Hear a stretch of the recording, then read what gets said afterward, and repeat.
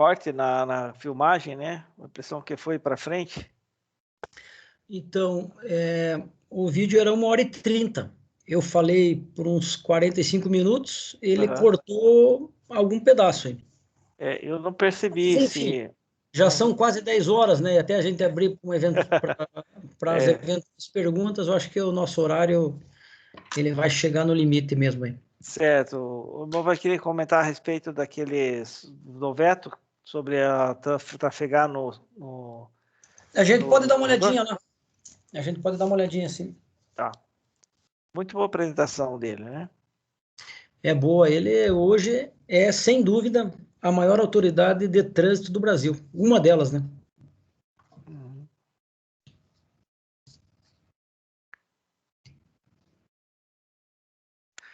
Tá na tela. Ok. Bem, então, essa discussão a respeito da circulação de motocicletas nos corredores e entre os veículos, ela não é nova, ela já havia sido contemplada no Código de Trânsito lá em 1997, com vigência a partir de janeiro de 98. E, na época, também foi vetado pelo presidente da República. E agora, nós temos aqui as razões desse novo veto, né? Então, veja, toda vez que você veta um artigo de lei, ele fica o artigo lá na lei e daí aparece vetado. Por isso que ele não é o artigo 56, ele é o 56A. Então, se eventualmente daqui 1 ano, 2 anos, trouxermos a discussão isso de novo e o parlamento contemplar essa conduta da vedação da circulação das motos, ela será o 56B. Então, as razões do veto ali, se a gente der uma olhadinha, né, em que pese a boa intenção do legislador, os dispositivos restringem a mobilidade e geram insegurança jurídica ao admitirem a passagem de motocicletas, motonetas e ciclomotores entre os veículos de faixas adjacentes no mesmo sentido. Quando ele fala aqui da segurança jurídica, é da falta da compreensão do condutor para saber se o fluxo estava lento ou não estava lento. Então, qual é o conceito de lento? Para um pode ser uma coisa, para outro pode ser outra. Quem gosta de andar 40 por hora está lento, né? Ao passo que, mundialmente, a velocidade nos centros urbanos ela não tem passado de 50 e esse conceito está chegando para nós aqui em Curitiba. O município já se mobiliza, né? Muitas ruas já reduziram a velocidade para 50 km horários. Então, esse foi um dos motivos, e esse motivo não estava estampado no artigo 56 anterior. E o outro é que, atualmente, a ampla possibilidade de circulação entre os veículos e a proposta reduz a mobilidade das motocicletas, que é o diferencial desse veículo, inclusive na redução dos congestionamentos. Então, fala ali da mobilidade, né? Mas o número de acidentes que envolvem motociclistas, eles são inúmeros, né? E a consequência, ela é drástica, né? Viajei eu aí para um país aí da América do Norte, estive na Flórida, estive em outros lugares ali, e não existe, né, aqui no brasileiro, a cultura do seguro. E entregar pizza na Flórida de moto é caro, porque o seguro é caríssimo, né? E é uma opção que o condutor faz lá. Então, as entregas lá, claro, são ruas bem maiores, projetadas aí, a gente não tem esse serviço aí que é uma característica aí de países como o Brasil, né? Inclusive a própria renda do brasileiro, ela é muito levada a cabo aí em relação à necessidade desse veto e a realidade que a gente tem hoje, que a gente vive, de abrir mão de um serviço mais rápido, né? Mais ágil, mais célere, mas aí fica o contraponto aí, né? Pensando na celeridade e dar emprego a toda essa gente, o custo, né, que fica para a sociedade pagar o custo dos acidentes que a gente viu ali na transparência anterior, que ele é bastante significativo. Então, essas foram as duas razões lá do presidente, mobilidade e a segurança jurídica, que foi de definir aquele conceito, que criaria constrangimentos aí nessa enxurrada de autos de infrações, e talvez nem isso fosse fiscalizado, né? A gente tem aqui no nosso país lei que pega e lei que não pega, e a gente tem inúmeros artigos do CTB que sequer foram contemplados aí com autos de infrações até hoje, né? Aí, se você passar ali a próxima, cara, para que a gente tenha acesso ao endereço ali do Júliver, se quisermos tomar nota ali do telefone, esse telefone é da equipe dele, para encomendar o código de trânsito, e eu não estou ganhando nada. Eu comprei um também e ganhei a aula dele gentilmente, pela amizade que eu tenho com ele. Eu o conheci em Maceió, no encontro técnico lá. Ele nos presenteou com uma palestra lá no encontro técnicos de comandantes de polícia rodoviárias estaduais do Brasil. E aí fiz uma amizade com ele, ele veio dar um curso aqui em Curitiba, ele acabou ficando aqui na minha casa, e aí ficamos amigos, né? Então, aí tá o telefone para quem quiser, mas existem outras doutrinas muito boas também, eu tenho duas, né? E aí, meus irmãos, eu acho que era isso. Eu não sei se deve ter ficado aí alguma dúvida aí. O que eu não souber, eu vou dizer que eu não sei, porque eu não sei tudo, né? Não tenho a minha carreira toda voltada para o trânsito, ele é algo apaixonante. E eu, quando pensei em falar aqui alguma coisa, me deparei com uma infinidade de encruzilhadas possíveis que eu poderia abordar, e fiz esse recorte, mas teriam outros recortes também, e me coloco aqui à disposição para responder eventuais dúvidas dos irmãos.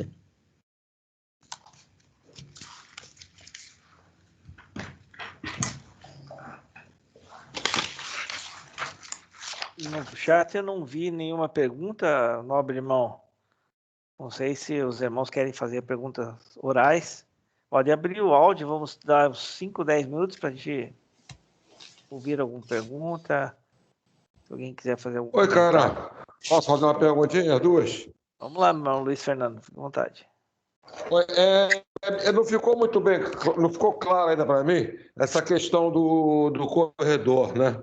Afinal de contas, a gente pode, o trânsito está parado, você pode passar pelo corredor, está tudo tranquilo, o trânsito está lento, você pode ir, e no trânsito normal, como é que fica? Isso não tá, ainda está meio confuso, né? Então, veja, quando pensou-se nessa vedação, pensou justamente em trazer um novo regramento para privilegiar a segurança no trânsito e evitar acidentes, evitar mortes e evitar os mutilados. Isso veio, estava contemplado nessa alteração, e isso foi vetado. Então, ou seja, pode andar no corredor. A rigor, não existe proibição para andar no corredor hoje. Não há então, nenhuma restrição com relação a isso. Nenhuma restrição. Tem muita conversa paralela. não, se o trânsito estiver parado, pode, mas se tem movimento, não pode. Enfim. Pode. Então, não Tanto pode, parado, não está previsto isso. Não. Está vetado. Ok. Está claro para mim agora. Obrigado. Exponha. Irmão Herbert. Está me ouvindo aí, cara? Sim. Ok. Quero falar para o Vianney que quando eu ouvi a leitura do seu currículo, para mim foi como um filme que foi passando, e eu fui relembrando de quando eu cheguei para trabalhar no CPC e encontrei lá o primeiro-tenente Vianney, bastante dedicado, inquieto com as coisas que fazia, não é? Dia e noite trabalhando, e nas nossas conversas você chegou para mim e falou: coronel, o volume de ocorrências que chegam ao telefone 190 é muito grande e a maioria é barulho, é incômodo, e eu preciso de criar um setor no Copom só para atender barulho. Estou me especializando nessa área.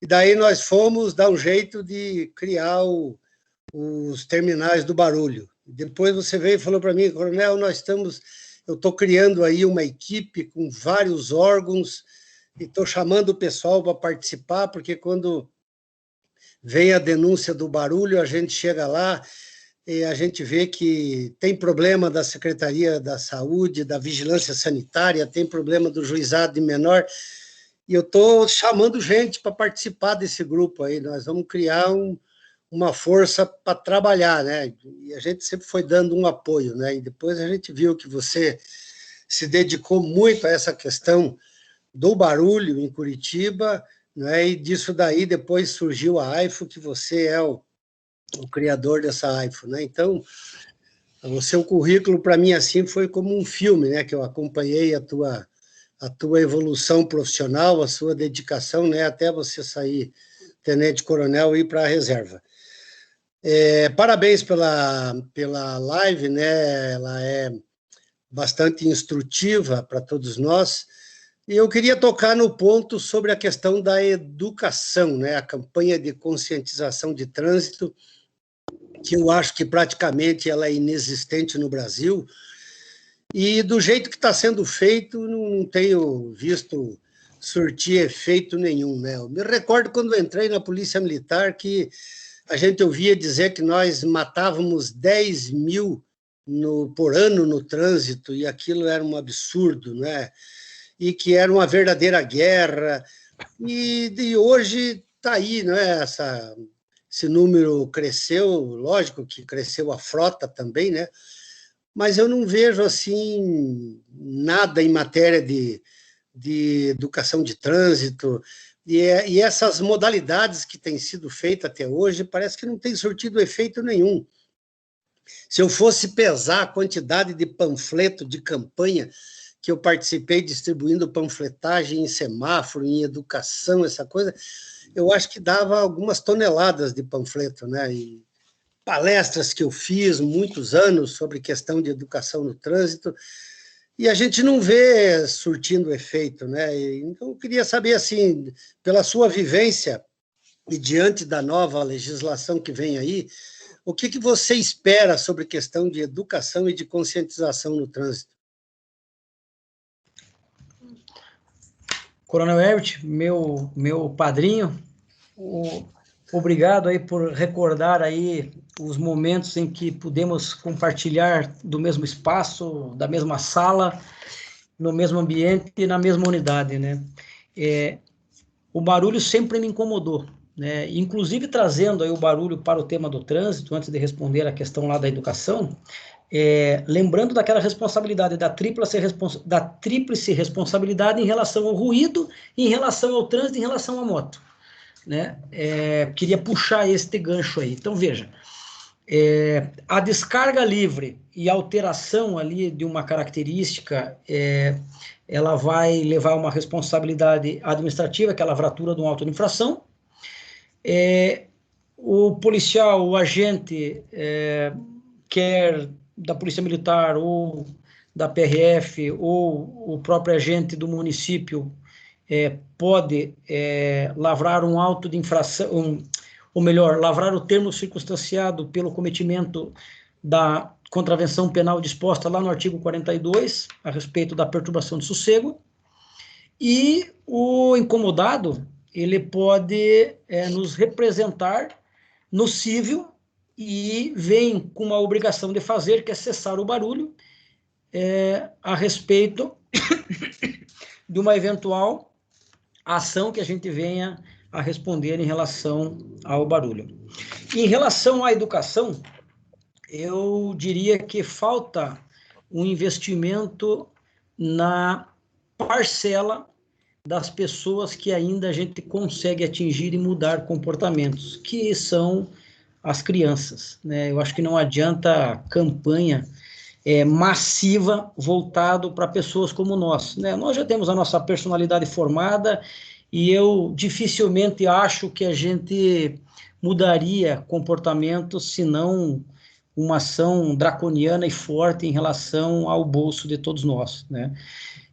Talvez nessa faixa etária aí até 10, 11, 12 anos no máximo, a gente atingir ali essas crianças da sexta, da sétima, quinta, sexta e sétima séries, né? Eu acho que seria investir na formação de condutores mais conscientes.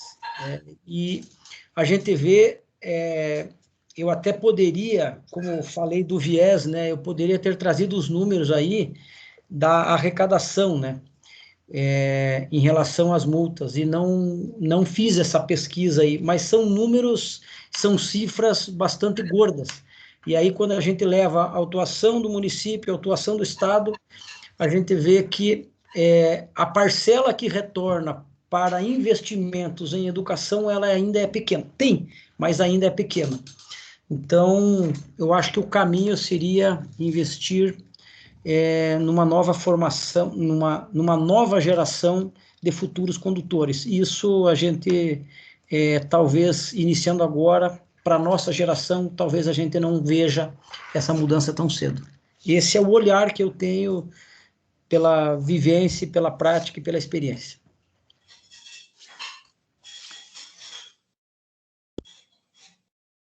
Me permita só fazer rapidamente, estamos bastante adiantados, mas me permita só contar uma experiência que eu tive quando visitei ano passado o Nordeste, naquela viagem até Oiapoque. Eu passei por alguns estados, Coronel, passei por alguns estados em que tinham placas e cartazes, faixas, placas de trânsito dizendo proibido o uso de capacete para os pilotos de moto. Eu achei aquilo totalmente diferente do nosso, é um outro Brasil. E inclusive tinha, assim, foi uma situação que eu não consegui filmar, não deu tempo, foi muito rápido, e aí a hora que eu fiquei entusiasmado com aquilo que eu vi, e estava tentando pegar na câmera, que eu estava com a GoPro no capacete, e sabe, me perdi. Mas eu vi, passou por mim, assim, uma motocicleta, uma CG 125, que tinha o pai pilotando, a mãe na garupa, uma criança no meio dos dois, uma criança menor, pequena no meio dos dois, uma criança um pouco maior no tanque e uma ainda atrás da mãe, todos sem capacete. O município não teria essa competência para colocar placa e nem sinalização nenhuma, né? A competência do município em relação ao trânsito é para sinalização, ou seja, eu posso mudar o sentido de uma via, posso transformar uma via em calçada, posso eliminar toda aquela via. Aonde era a mão, agora é contramão, isso aí o município pode fazer. Mas eu li inclusive sobre isso, viu, Caran, sobre essa questão aí, nessas regiões do Nordeste, sobre a falta do capacete, inclusive acionaram até o judiciário pedindo que o juiz autorizasse a ninguém usar capacete. Lógico que o juiz não podia fazer isso, né, e afrontar a legislação, mas a fiscalização relaxou, diz que é devido ao grande uso de motocicleta nos crimes de pistolagem. Então, era muito pistoleiro, né? Dois usando uma moto de capacete, executando a pistolagem, né? Então, aí a polícia passou a não cobrar o capacete e diz que diminuiu as execuções, né? Agora o pessoal está matando de carro mesmo, né?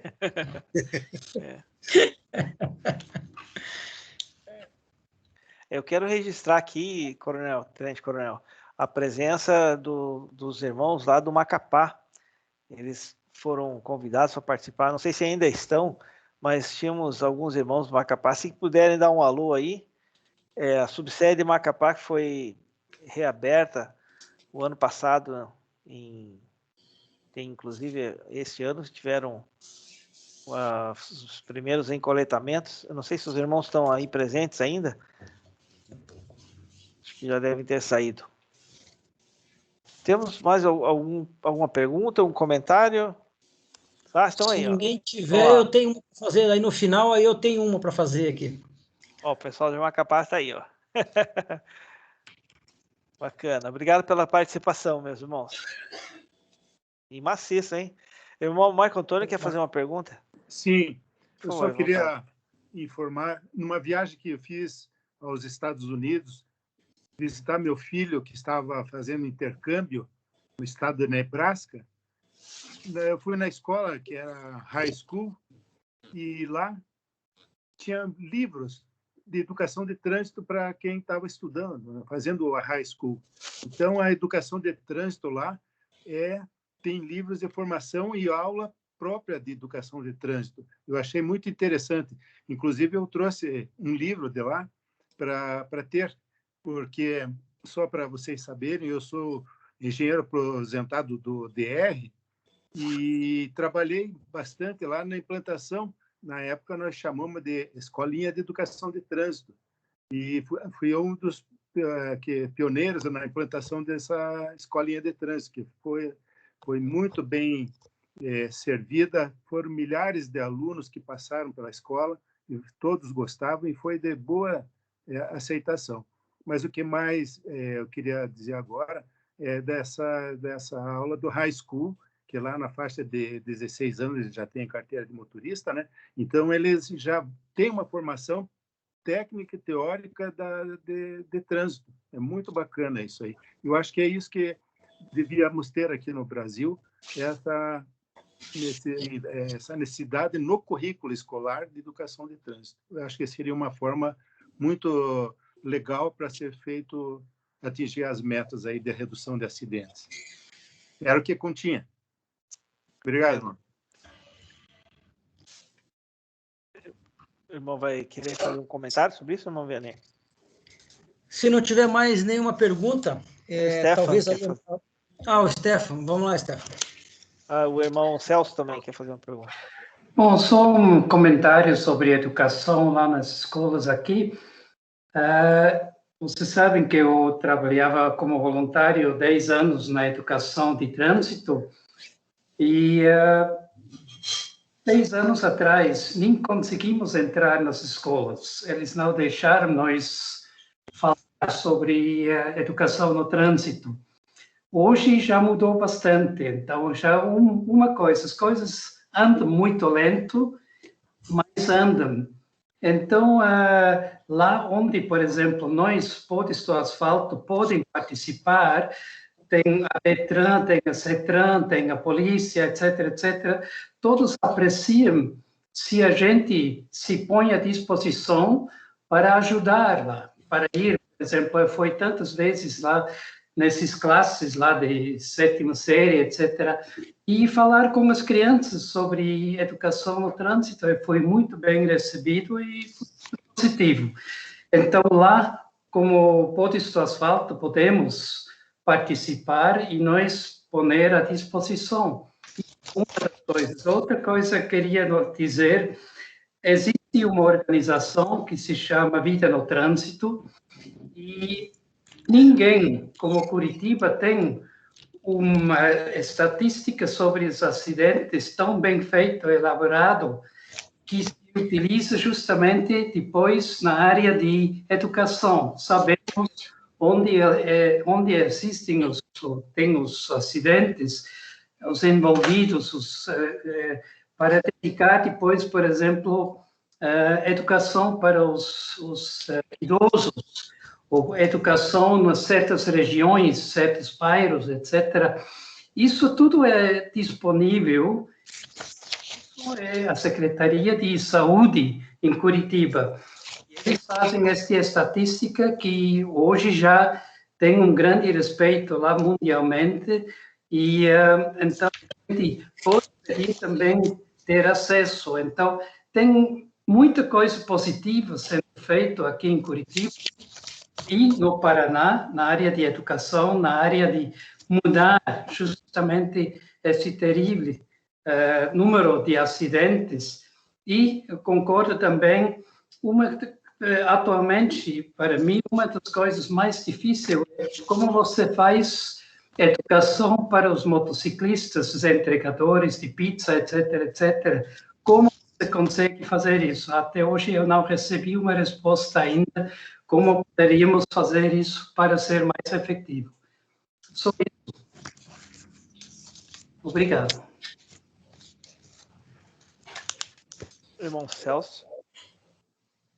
Desculpa, foi uma pergunta que o irmão Stefan fez? Em fato, é mais uma sugestão.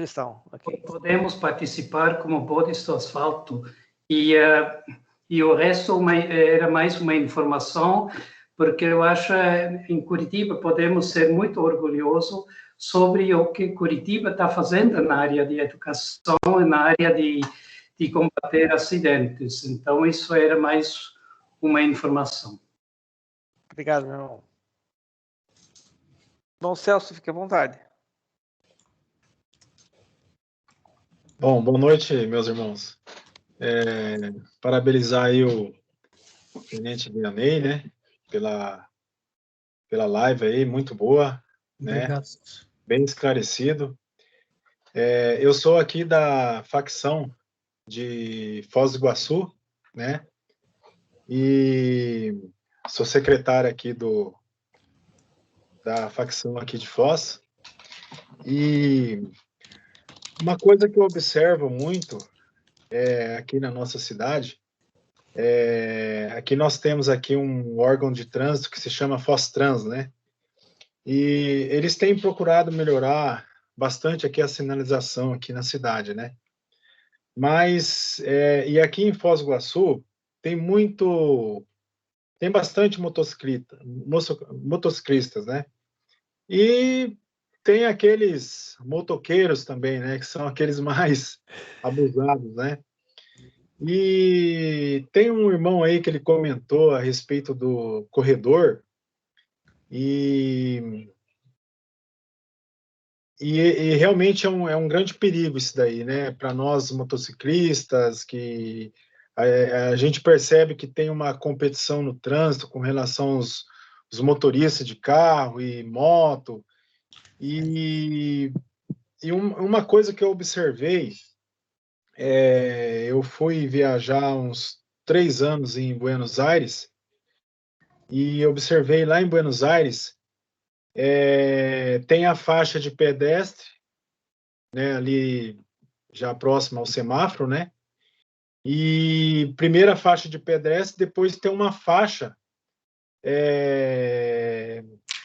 que ali fica um espaço reservado para os motociclistas estacionar ali a moto, para que quando abre o semáforo, eles dá o trânsito livre ali para eles, né, para os motociclistas, né. Então, que eu penso, né, isso aí evita muito o motociclista andar ali nos corredores, né, assim, né, ele já sai ali já na frente dos carros, e eu acho isso muito válido, né. E pela cidade que eu andei aqui no Brasil, até em algumas capitais, eu não percebi esse tipo de sinalização, né. Aqui no Brasil, assim, não pode se criar esse tipo de sinalização, ou isso depende, assim, de cada município? Essa é a minha pergunta. Irmão Celso, saúdo os irmãos aí de Foz do Iguaçu. Lembrei de Foz ali no início da minha apresentação, quando eu falei dos órgãos com circunscrição sobre a via, e, coincidência ou não, citei a Foz-Trans. Então, você falou a questão aí da melhora da sinalização, né? A gente viu lá no capítulo lá do cidadão, quando essa sinalização ela for inexistente, insuficiente ou contraditória, né, em determinado ponto, a própria população pode fazer isso diretamente ao órgão com circunscrição sobre a via, que tem a responsabilidade de sinalizar adequadamente.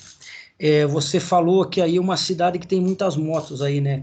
Eu entrei na Polícia Militar como soldado aí em Foz do Iguaçu, e aí já conhecia o professor Herbert lá, o nosso instrutor. E você falou da competição de carros e motos, né? Aqui vem a educação para o trânsito, porque o trânsito não é do mais valente nem do maior veículo. né? Pelo contrário, o maior tem que cuidar do menor no trânsito. Na água é diferente, a prioridade é a do maior.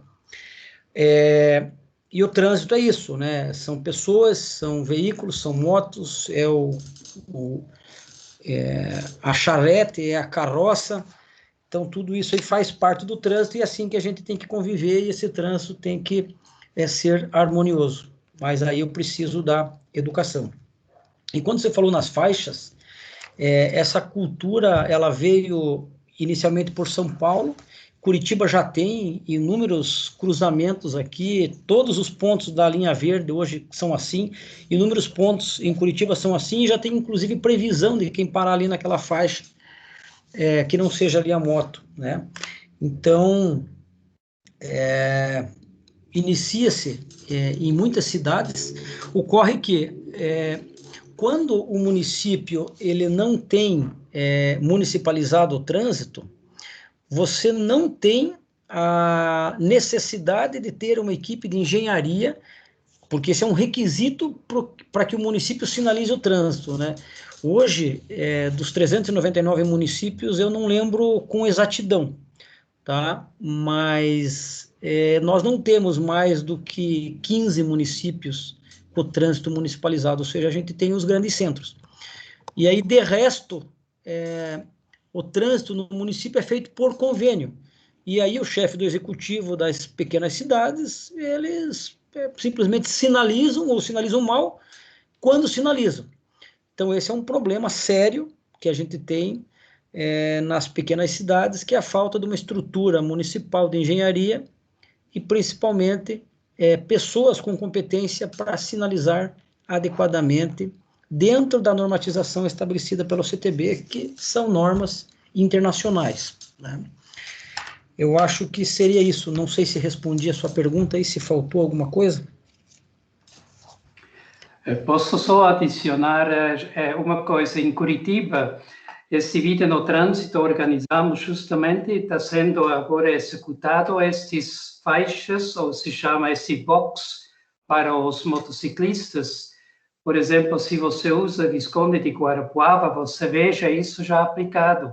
Então, existe em Curitiba e cada vez mais estamos fazendo isso, de fazer esses boxes para os motociclistas. E realmente isso ajudou bastante que os motociclistas avancem até lá, eles são em frente dos carros, e depois isso diminui justamente essa loucura lá de motociclistas circulando entre os carros.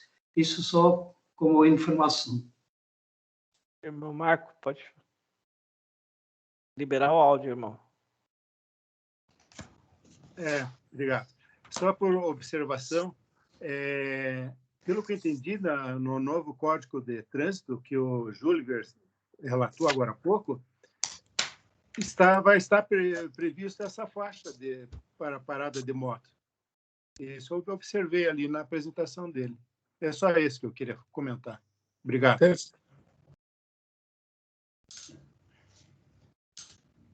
Então, só para concluir, assim, a minha pergunta, né? Quer dizer, então, que isso cabe ao município, então, que tem que fazer essa faixa.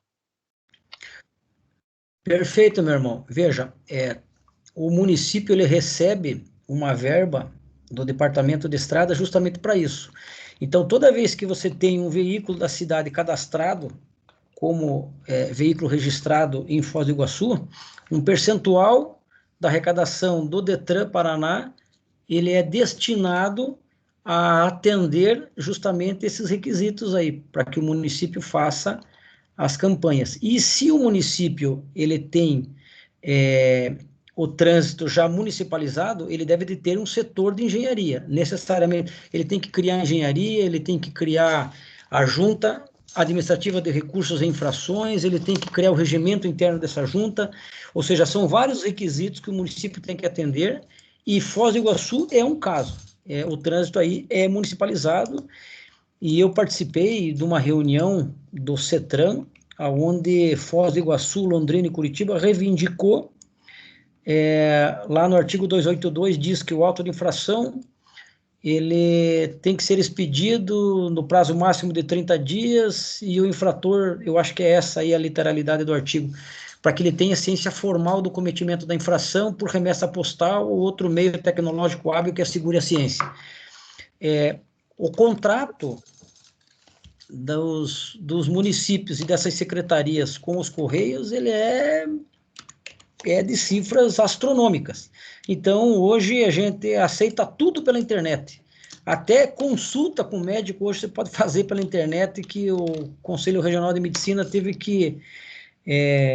foi atropelado pela pandemia e teve que regulamentar isso, né? Então, essa pandemia, ela acabou trazendo aí a antecipação da virtualização de vários serviços aí, né? Então, eu acho que eu me perdi aqui no meu raciocínio aqui. Você tinha perguntado do... Não, então assim, acho que... tá. Competência. Da sinalização. Então, veja, o município, Foz do Iguaçu tem municipalizado, tem que ter um engenheiro de trânsito responsável, tem que existir uma equipe de sinalização, e o município recebe valores, inclusive provenientes do Estado, em razão da municipalização, da aplicação dessas multas, recursos voltam. Se o município lavrar um auto de infração de competência do município, ele dá uma quererinha para o Detran. Se o policial militar lavrar um auto de infração de competência do município, é o município que arrecada e vem uma quererinha para o Detran, Paraná. E os veículos aí registrados também retornam parte dessa arrecadação para investimentos aí no município. Então, recursos tem para isso. Cabe então a nós, então, aqui motociclista, né, quem sabe aqui da nossa facção aqui, fazer um movimento aí e cobrar aí o poder legislativo, então, né? Dá uma olhadinha lá naquele capítulo, quando eu iniciei aqui a minha apresentação, tem justamente uma previsão para que o cidadão faça isso. Está lá. Eu perdi essa parte aí, mas eu vou verificar depois. Em homenagem ao artigo tal, aí as pessoas podem encaminhar essa documentação aí, com certeza. E posso adicionar, você pode entrar em contato com Vida no Trânsito em Foz do Iguaçu. Eles têm essa organização, que é da prefeitura, e você pode entrar lá e participar. Eles estão muito abertos, como aqui em Curitiba, a mesma coisa existe em Foz do Iguaçu. Obrigado, meus irmãos. Mano Vianney, pode fazer as suas conclusões finais, fique à vontade. Meus irmãos, eu só queria trazer, então, aí talvez, aí, se não tiver mais nenhuma pergunta, como último assunto para a nossa discussão, justamente uma das alterações, eu acho que o Júlio deve ter falado, mas rodou um vídeo aí de um professor da área de trânsito, e parte daquele vídeo era verdadeiro, e tem um detalhezinho ali que não é. Então, veja, quando fala do exame toxicológico, né, qual é o objetivo deste novo regramento agora? Como que funcionava, né? Nós tínhamos a validade da CNH por 5 anos. E existia um exame aí no meio. E as pessoas não faziam. E aí não dava nada.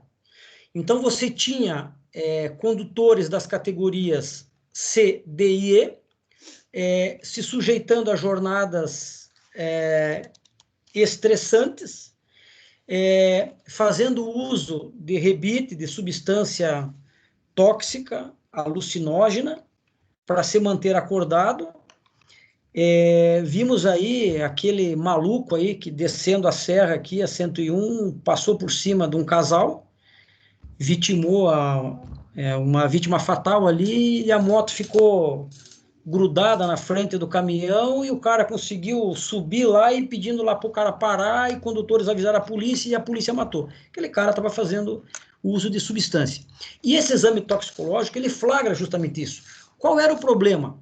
O problema era que eu me habilitava agora, pegava a minha habilitação agora e me submetia ao exame toxicológico. Daqui 2 anos e meio eu tinha que me submeter novamente, porque o exame ele pega fragmentos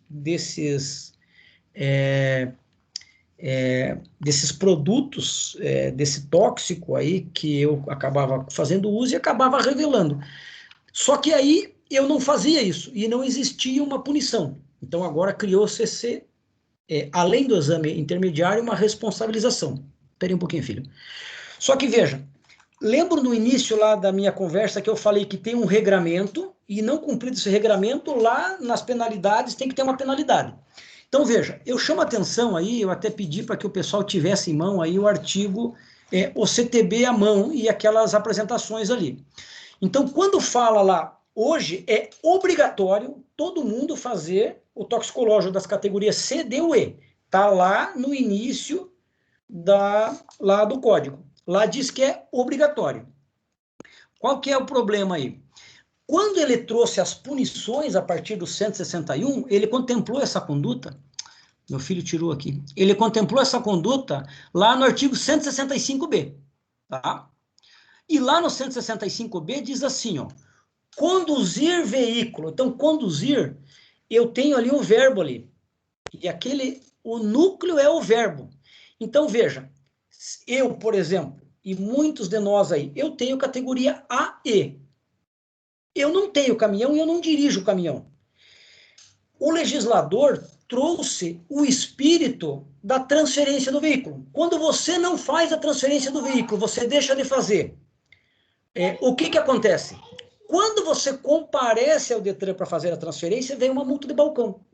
O legislador trouxe esse espírito da transferência para o exame intermediário. Então, veja, eu tenho EAR, eu sou profissional e eu utilizo a categoria E para exercer a minha atividade profissional. Por exemplo, motorista de ônibus, tá? Eu tirei a carteira hoje, eu fiz o EAR hoje. Então, a minha carteira vence daqui 5, daqui 10 anos. Então, daqui 2 anos e meio eu tenho que fazer. Eu, profissional, eu não compareci e não fiz. Então, o agente da autoridade de trânsito pode flagrar esse condutor lá na frente. Mas sabemos da deficiência da fiscalização de todos os veículos. Quantos de nós viajam daqui para o Rio Grande do Sul, vai e volta e não é parado? Isso acontece também com inúmeros condutores. Eles não são parados. O que o legislador previu? Ele previu o seguinte, você, habilitado, profissional, com EAR, que não fizer o exame intermediário, quando você vier se reabilitar, ao final, eu vou lançar uma multa de balcão porque você não fez. Então, a rigor é isso. Então, existe uma previsão para que todo mundo faça, e na hora da punição, só tem punição para quem for flagrado conduzindo. Então, eu e muitos de nós somos habilitados na categoria C, D ou E e não vamos pegar caminhão. Não temos essa atividade profissional registrada no EAR. Exerce atividade remunerada. Então, não há punição, eu sou obrigado a fazer, mas eu não tenho punição se eu não fizer. Agora, eu, por exemplo, peguei um veículo aqui do meu sogro, aqui da autoescola, encho aqui a minha família e vou lá para Santa Catarina e paro num posto de polícia, se eu for flagrado, eu estou conduzindo, eu deveria de ter o EAR e eu não fiz o EAR. Quando, como que o policial vai saber? Quando você faz o EAR, a clínica já lança num sistema nacional. Então, como que eu sei? Eu sei que, pela data da minha CNH, eu vou olhar a data da minha CNH, daqui 2 anos e meio eu vou ter que fazer outro exame. E daí tem essa regrinha ali dos 30 dias, né? Então, o próprio laboratório vai lançar essa informação num aplicativo, numa ferramenta nacional de consulta para os agentes da Autoridade de Fiscalização de Trânsito. Então tá todo mundo louco. Eu não uso, mas eu vou correr fazer. Se você não usa e não quiser fazer, não vai ter punição, tá? Acho que seria isso. Não sei se fui claro aí nessa informação aí. Então, quem tem a expectativa de daqui 3 meses, 6 meses, eventualmente precisa fazer o EAR. Quem não vai dirigir, não vai perder a categoria C, D ou E e não vai ter punição. Obrigado, mano. Essa é informação importante. Excelente. Obrigado, meus irmãos. Obrigado. Quer fazer mais algum comentário? Não, era isso. Não? Meu irmão querido, muito obrigado. aquela flâmula que você recebeu lá em gratidão. Nós tínhamos combinado fazer uma brincadeirinha, né? Eu ia passar a minha para você aqui, tá? Pega a minha. Acabou não dando certo.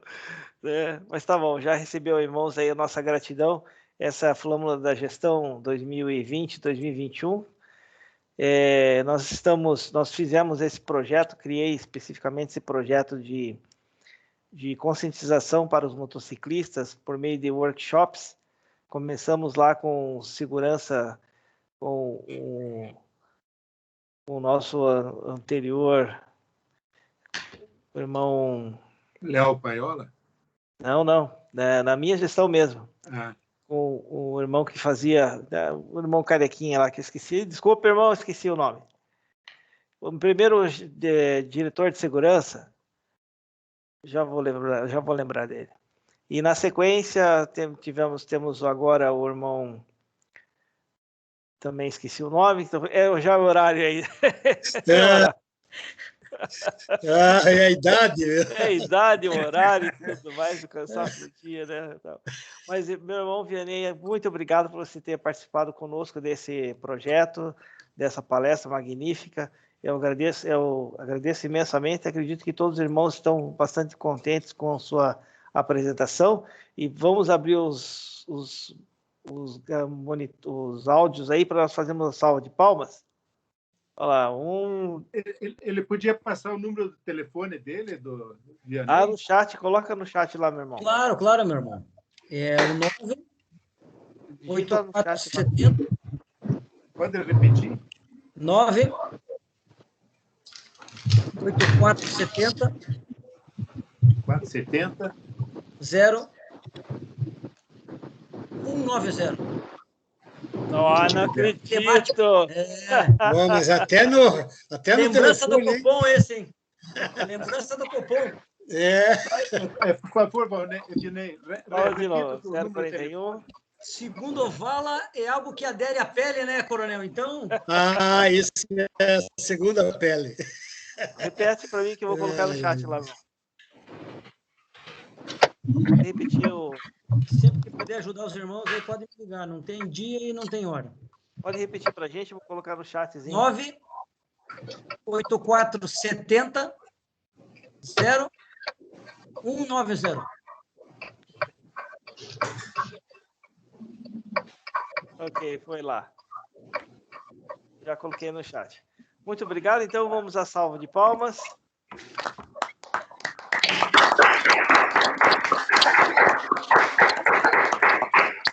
Parabéns, muito obrigado mesmo. Obrigado. Uma outra oportunidade estaremos novamente aí. Então, eu declaro encerrada a nossa videoconferência e agradecemos por todos estarem presentes. Vamos aguardar uma outra oportunidade. Fraternos abraços aí, meus irmãos. Obrigado aos amigos do Motoclube. Um abraço, tchau. Parabéns, Vianney. Tchau. Estou encerrando a gravação da nossa videoconferência para colocar no YouTube.